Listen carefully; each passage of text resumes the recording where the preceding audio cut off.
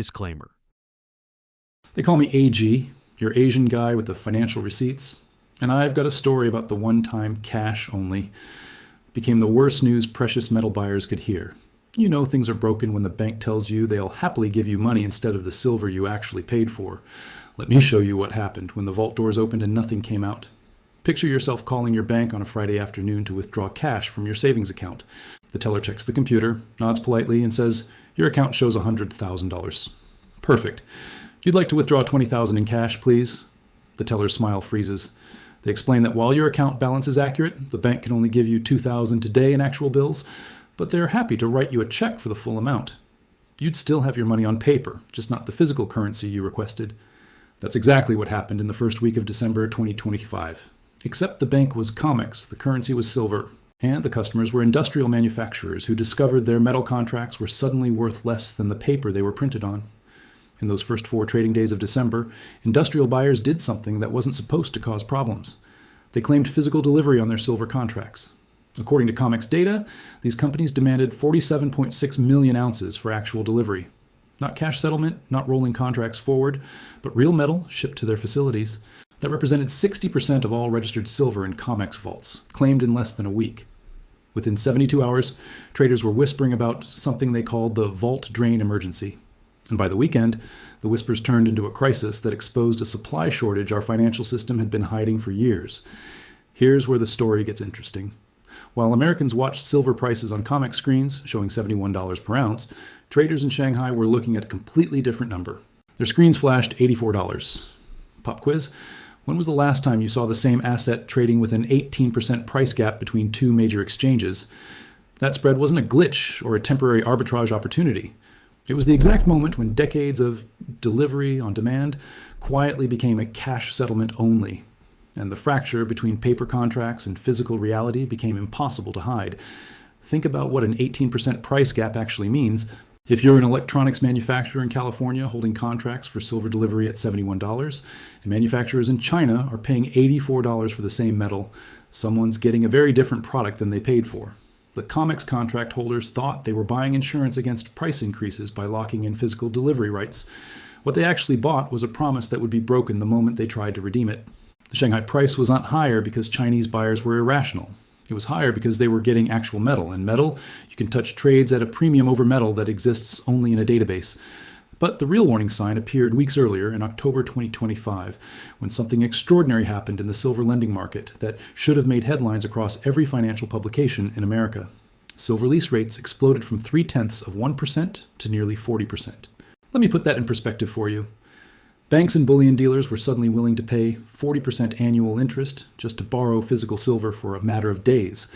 According to data from the London Bullion Market Association, these weren't small borrowers desperate for metal. These were the same institutions that operate COMEX vaults and claim to have millions of ounces available for delivery. Why would a bank claiming to have physical silver in their vault pay extreme premiums to borrow that exact same metal from someone else? The only rational explanation is that the silver available for delivery wasn't actually available. Those vault inventory reports showing huge stockpiles looked reassuring on paper, but when industrial buyers started demanding delivery, the institutions discovered they couldn't hand over metal without triggering the kind of market panic that ends careers and launches investigations. So they did what banks always do when caught between promises and reality. They paid whatever it took to kick the problem down the road while praying the delivery demands would stop. They didn't stop. Through November, delivery requests kept climbing and the lease rates kept climbing with them. Data from the CME Group, which operates COMEX, showed something that veteran traders found genuinely shocking. For the first time in the exchange's modern history, the delivery demands were coming primarily from industrial end users rather than financial speculators. Solar panel manufacturers, electronics producers, and military contractors, companies that actually need physical silver for production, were all simultaneously deciding they'd rather take delivery now than trust their future contracts would be honored. That's not speculation or investment positioning. That's companies reading the same supply data we're about to walk through and making strategic decisions based on the mathematical certainty that there won't be enough metal to go around. What these companies understood, and what COMEX hoped retail investors wouldn't figure out, is that registered silver inventory is just an accounting category. When you see a vault report showing 100 million ounces of registered silver, you're looking at metal that's theoretically available for delivery against futures contracts. But here's the detail that changes everything. That same ounce of silver can back multiple contracts simultaneously. The system works perfectly as long as most contract holders settle in cash or roll their positions forward. It collapses the moment significant numbers of people demand the actual metal because the math simply doesn't work. If 10 people hold contracts for the same ounce, and even 3 of them demand delivery, someone's getting a check instead of metal. That's exactly what happened during the December vault drain. Industrial buyers claimed 60% of registered inventory in 4 days, and COMEX didn't have anywhere close to enough physical metal to honor those delivery requests. According to exchange settlement data, only 2.57 million ounces actually delivered during that crisis week. The remaining 45 million ounces in claims got forcibly settled in cash at the suppressed COMEX price, not the higher Shanghai price that reflected actual physical market conditions. Companies that paid for delivery rights and built their production budgets around receiving physical silver instead received cash settlements that couldn't buy replacement metal at equivalent prices because the real metal market had already moved far beyond COMEX's paper pricing. The weekend between that Friday's forced settlements and Monday's market open became legendary among metals traders for a different reason. Major banks and vault operators held emergency meetings, trying to figure out how to prevent the same crisis from repeating the following week. The solution they implemented wasn't more transparent inventory management or honest pricing. The solution was new contract language quietly updated over that weekend that gave COMEX expanded discretion to settle contracts in cash rather than metal, effectively eliminating the delivery guarantee that made these contracts valuable in the first place. By Monday morning, the futures market had transformed from a delivery mechanism into a purely financial betting system, and industrial buyers suddenly understood they needed a completely different supply strategy. You're probably wondering how we got here. How does the dominant exchange for silver trading in the Western world run out of deliverable metal while still publishing vault reports showing huge inventories? The answer requires understanding a supply crisis that has been building systematically for years while official price mechanisms pretended everything was fine. And the December delivery demands did not create that crisis. They simply exposed the inventory that had already quietly disappeared from the system, moved from public vaults into private hands, while the exchanges maintained the illusion that delivery on demand was still possible for anyone who wanted it. Let's talk about the numbers that Wall Street hoped you wouldn't notice. According to CME Group's own vault reports, COMEX registered silver has collapsed 73% since 2020. We're talking about a drop from 400 million ounces down to just 127 million ounces by December 2025. Now, if you're thinking that sounds alarming but manageable, you're making the same assumption that caught industrial buyers off guard. The real crisis wasn't the declining inventory number. It was discovering that registered doesn't actually mean available. And December's delivery requests proved it in the most expensive way possible. Here's what actually happened when those 47.6 million ounces got claimed for delivery. The exchange delivered 2.57 million ounces of physical metal. Read that again. Out of nearly 50 million ounces demanded by contract holders with legal delivery rights, only about 5% actually shipped to buyers as metal. The remaining 95% got forcibly settled in cash at COMEX's suppressed prices, not the significantly higher prices that physical silver was commanding in markets where actual delivery was still possible. Those companies didn't get a choice, didn't get a vote, and didn't get their metal. They got checks that couldn't buy replacement silver at equivalent prices because the real market had already moved beyond what COMEX screens were showing. Think about what this means for our financial system's credibility. These weren't speculators gambling on price movements. These were manufacturers with production lines that physically require silver to operate. They paid premiums for delivery rights specifically to avoid supply disruptions, and the exchange responded by changing those delivery contracts into cash settlements after the fact. Data from the Silver Institute shows that industrial users now represent the largest category of delivery demands in COMEX history, and they're all learning the same lesson simultaneously.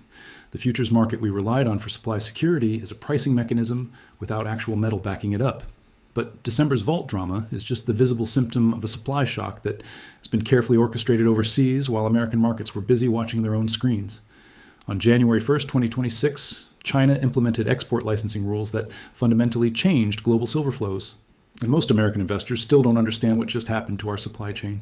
According to official statements from China's Ministry of Commerce, only 44 approved companies with annual production exceeding 80 tons can now export refined silver from Chinese territory.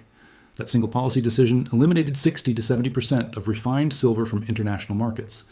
And unlike trade disputes we can negotiate, this isn't going away. Let me put China's silver export restrictions in perspective with something you probably remember. Back in 2010, China restricted rare earth exports, and American technology companies suddenly discovered that 97% of materials critical to smartphones, defense systems, and clean energy technology came from a single country that just decided to weaponize that dependency. We spent the next decade scrambling to build alternative supply chains while paying premium prices for what we could still access. The rare earth crisis cost American companies billions and delayed production across multiple strategic sectors. Now apply that exact same playbook to silver, except this time there's a critical difference. Silver has no substitute in electronics manufacturing, solar panel production, or electric vehicle components. China's export licensing isn't random bureaucracy.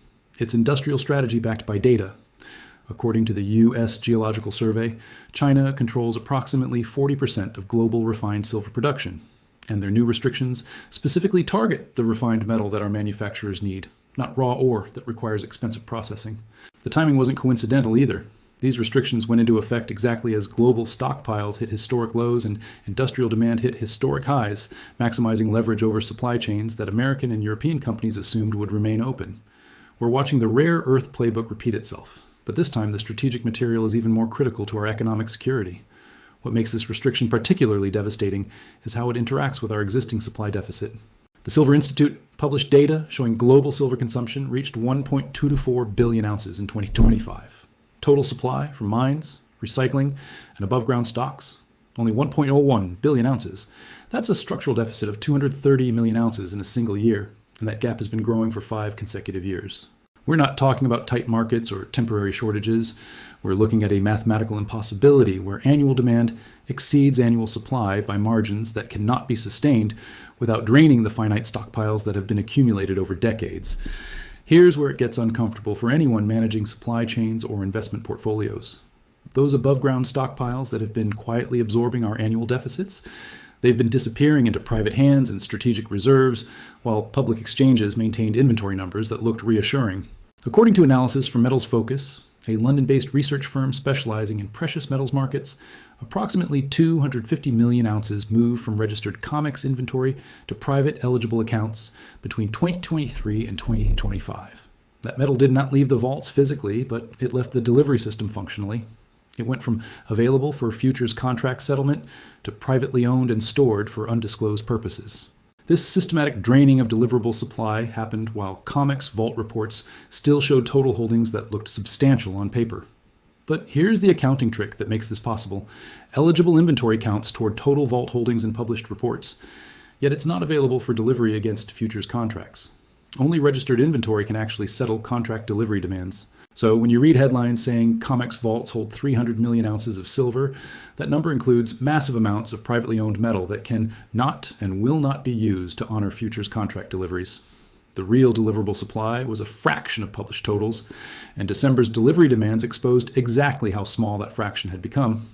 The sophistication of this supply drain becomes clear when you look at who moved their silver from registered to eligible status.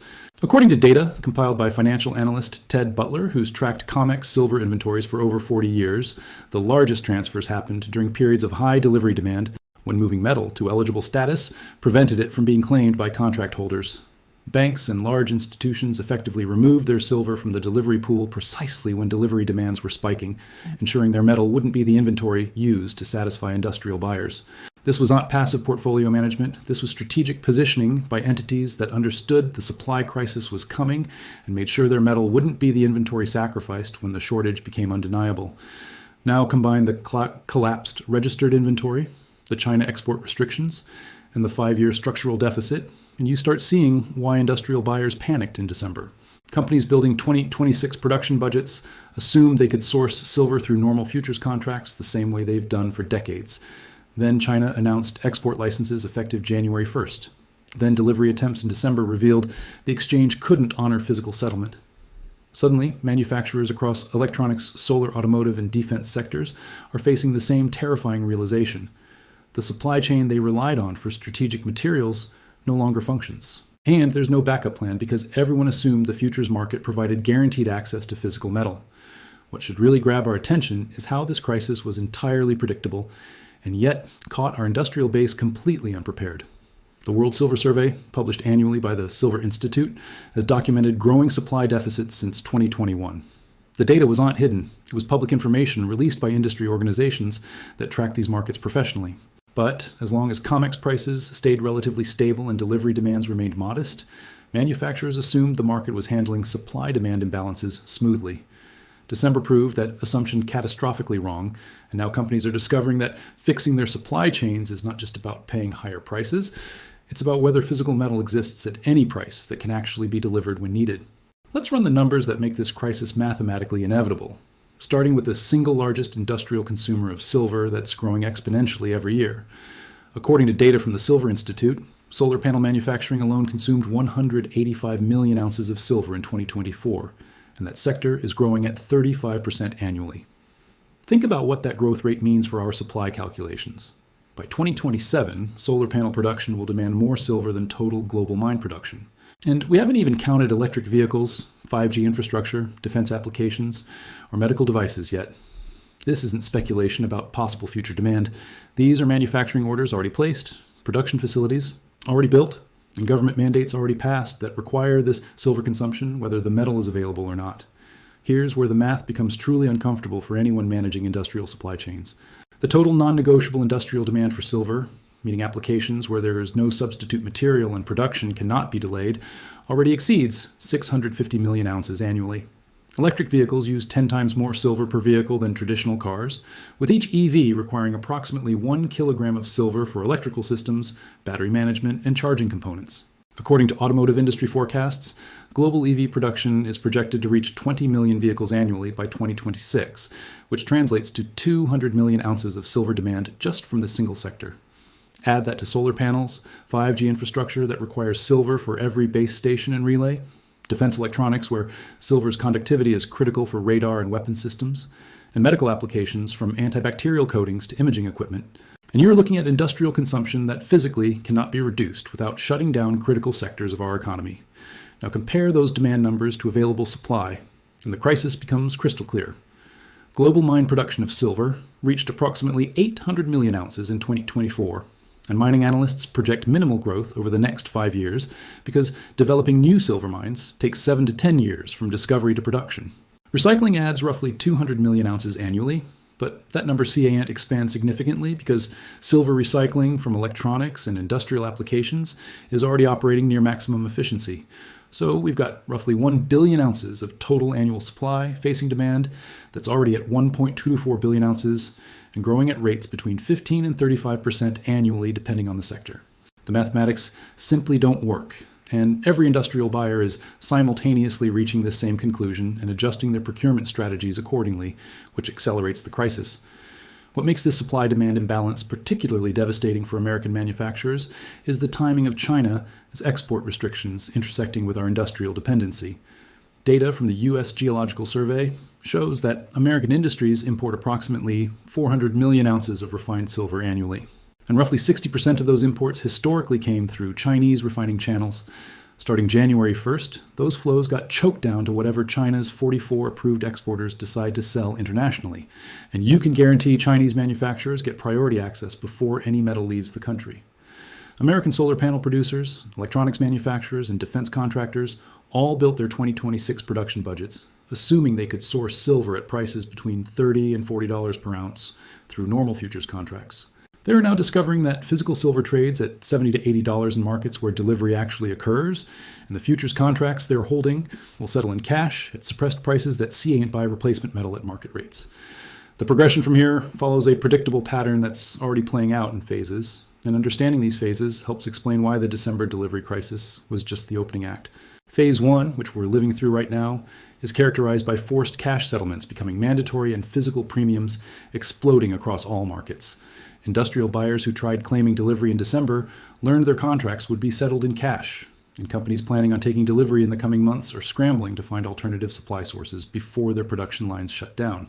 According to market data from metals, trading firms, physical silver premiums over COMEX futures, prices have widened from the historical norm of 25 cents per ounce to premiums exceeding $8, and those premiums keep climbing as buyers realize the paper market can't deliver metal. Phase 2 arrives during the first quarter of 2026, when industrial panic sets in, as companies realize their January and February delivery contracts won't deliver either. This phase features strategic hoarding by manufacturers who decide that buying and storing 6 months of silver inventory at today, as elevated prices, is cheaper than risking production shutdowns, when they can't source metal at any price. We're already seeing early signs of this behavior in Shanghai, where industrial users are paying record premiums for immediate delivery and accepting longer payment terms just to secure physical metal. When strategic hoarding becomes widespread across industries simultaneously available, supply vanishes almost overnight, because metal that is normally bought just in time for immediate production use instead gets locked away in private storage, effectively removing it from the market for months at a time. Phase 3, which market analysts project for the second and third quarters of 2026, involves government intervention as silver scarcity begins threatening sectors considered critical to national security. Defense contractors can't build missile guidance systems, radar equipment, or communications technology without silver, and when these manufacturers start warning the Pentagon that production delays are imminent due to material shortages, government responses escalate quickly. We've seen this pattern before with rare earth elements, titanium, and other strategic materials, where supply disruptions triggered emergency government actions, including stockpile releases, export restrictions, and direct government procurement bypassing normal market channels. The difference with silver is that our government stockpiles were sold off decades ago. We have minimal domestic refining capacity, and implementing export restrictions just triggers reciprocal restrictions from other countries, fragmenting global markets even further. Phase 4 represents complete breakdown of the paper pricing system, projected for 2027, when physical markets trade at 100 to 200% premiums above COMEX, while exchanges declare permanent force majeure on delivery obligations. At that point, COMEX transforms from a delivery mechanism into a purely financial betting system, where contract prices bear no relationship to physical reality, similar to what happened with European natural gas futures during the 2022 energy crisis. Industrial buyers stop referencing COMEX prices entirely and negotiate directly with refiners, recyclers, and miners for physical supply at whatever prices those producers demand. The futures market continues operating for financial speculators betting on price movements, but anyone actually needing physical silver learns that contracts settled on COMEX are worthless for procurement purposes. Here's what makes the December weekend so significant in understanding how we reached this point. The forced cash settlements didn't create the supply crisis. They exposed a shortage that has been building systematically since 2023, when 250 million ounces quietly moved from registered to eligible status in COMEX vaults. That transfer systematically drained deliverable supply while maintaining the illusion that the exchange could still honor delivery requests, and everyone involved in those transfers knew exactly what they were doing. Banks and large institutions moved their silver out of the delivery pool during a period when they could see industrial demand accelerating and supply deficits growing, ensuring their metal wouldn't be the inventory sacrificed when the shortage became undeniable. They created a situation where the exchange's published vault reports looked reassuring to industrial buyers planning their procurement strategies, while the actual deliverable inventory shrank to levels that couldn't possibly satisfy normal delivery demands. This systematic depletion means that Western industrial companies planned their entire 2026 production around silver contracts that will never deliver at budgeted prices, and many companies are only now discovering this reality. Imagine you're the procurement manager for a solar panel manufacturer with contracts to deliver panels worth $3 billion in 2026 revenue. You hedged your silver costs by buying futures contracts at $38 per ounce, and your production budget assumes those contracts will deliver physical metal. Then December happens, you watch delivery requests get forcibly settled in cash, and you realize your futures contracts are worthless for actually securing the silver you need for production. Now you're trying to source 400,000 ounces of physical silver in a market where available metal trades at $75 per ounce, your hedges are underwater by $37 per ounce, and your entire production budget just became unprofitable before manufacturing a single panel. Multiply that scenario across hundreds of companies in dozens of industries, all simultaneously discovering their procurement strategies are based on assumptions that no longer hold true, and you begin understanding the scale of industrial disruption headed our way. The December vault drain emergency didn't happen because of unusual speculative activity or market manipulation. It happened because industrial end users finally read the same supply-demand data that has been publicly available for years and decided they needed physical metal immediately rather than trusting the paper market would remain functional. They were right to be concerned. And every day that passes with Shanghai trading at massive premiums over COMEX proves that physical reality has permanently separated from paper pricing mechanisms. The mathematical inevitability of this crisis is perhaps best illustrated by a simple calculation that every industrial buyer is now running. If solar panels alone will consume more than global mine production by 2027, and EVs require 200 million ounces annually, and electronics manufacturing needs 300 million ounces, and defense, medical, and other applications demand another 200 million ounces, where exactly does the silver come from? The answer is that it doesn't come from anywhere at current prices. which means prices must rise until demand destruction occurs, meaning some industrial applications become economically unviable and shut down. That's the harsh reality facing our industrial economy.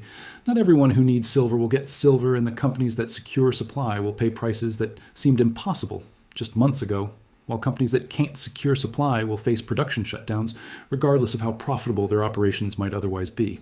What we witnessed that December weekend was not the creation of a crisis, but the moment when a supply shortage that developed gradually over years suddenly became undeniable to everyone watching.